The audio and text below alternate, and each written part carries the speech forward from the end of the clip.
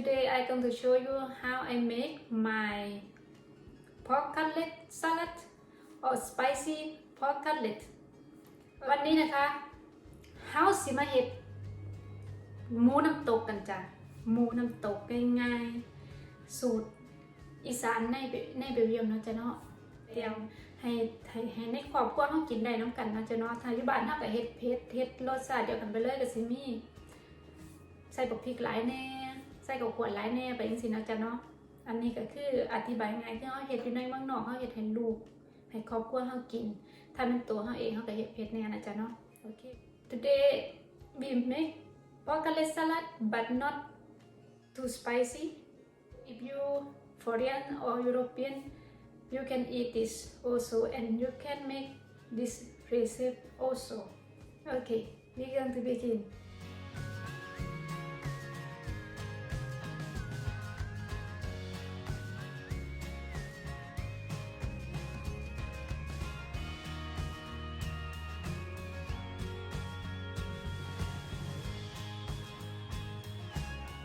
First, we're going to put salt, a little bit of salt each side.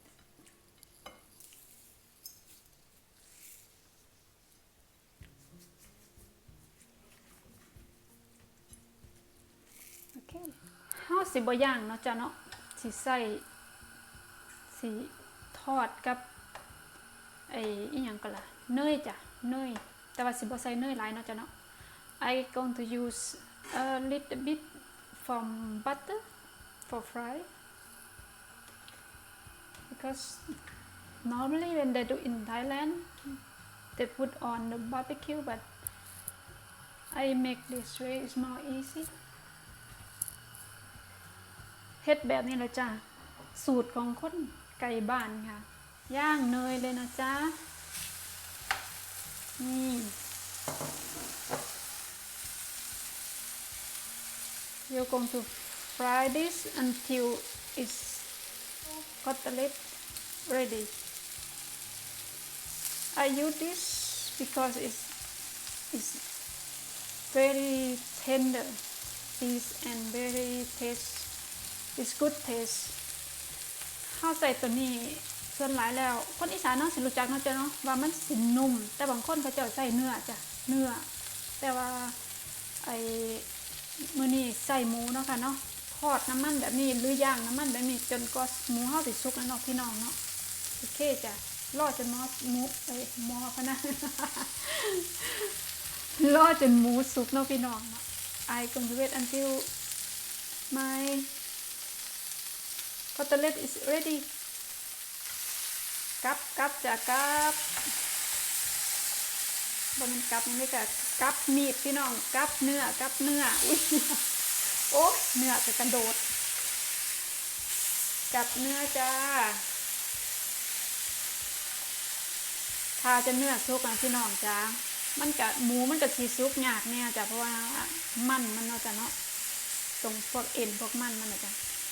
โอเค After we turn this upside down we wait until the meat is ready กับอีกรอบนึงจ้ะกลับอีกรอบนึงกับหมูด้วยกันเนาะ and the cutlet is done so we going to turn off heat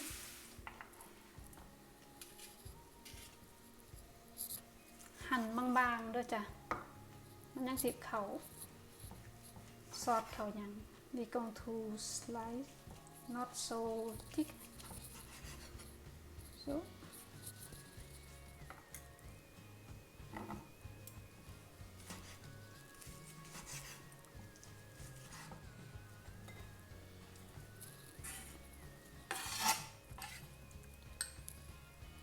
พริกป่นจ้ะพริกป่นนี่สิบ่ใส่หลายเนาะจ้ะเนาะเพราะว่าลูกสาวกินจ้ะใส่ลงไปนิดนึง I'm not going to put much ground roasted chili because it's my daughter she not eat so spicy lamb juice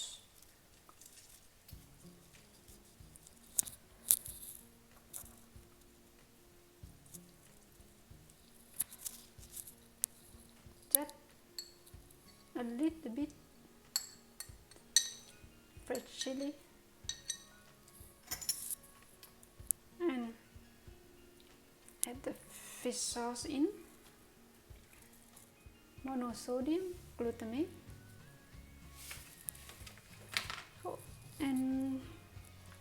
and grab roasted rice. But this, if you not have in kitchen, you don't have to put, because I put in, it's just for smell, because it's this taste nothing, not taste at all.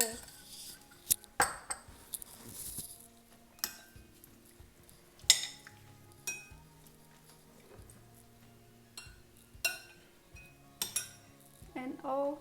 chopped vegetable, onion, coriander, and red onion, and mint. สะระแหน่จะใส่ให้มันกลิ่นหอมนะจ๊ะเนาะก็ผักซอยใส่ลงไปเลยจ้าโอเคนะคะคนเลยจ้ะแบบนี้โอ้เปลี่ยนซอนกันเด้อพี่น้องจ้าซอนมันบ่จุใจจ้ะซอนนี้ซอสประจำตำแหน่งจ้ะ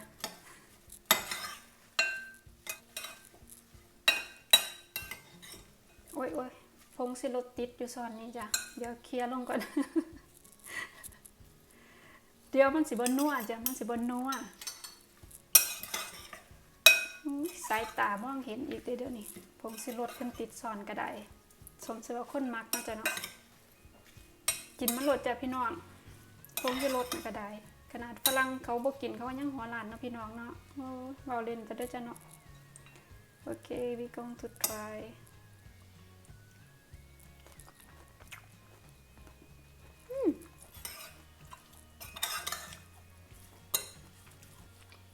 just perfect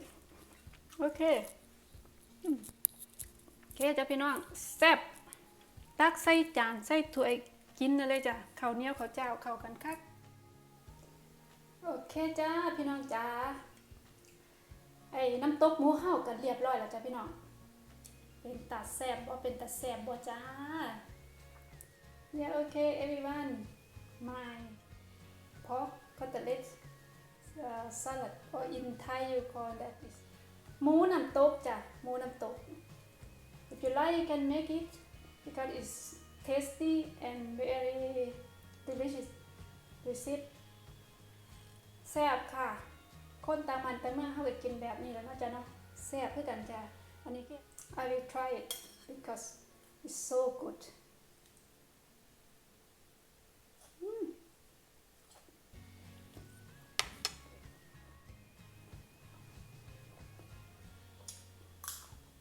ชิลลี่พริกทอดจ้ะเข้ากันครับพี่น้องเข้ากันครับ This is fried chili dry chili and fried it's very good for me I like it when you eat you cannot stop okay everybody I see you next time if you like my cooking subscribe and like and share ขอบคุณหลายๆด้วยจ้าที่เข้ามาติดตามพ่อกันคลิปหน้าจ้า Thank you for watching my video and I see you next time bye ขอบคุณมากค่ะสวัสดีค่ะ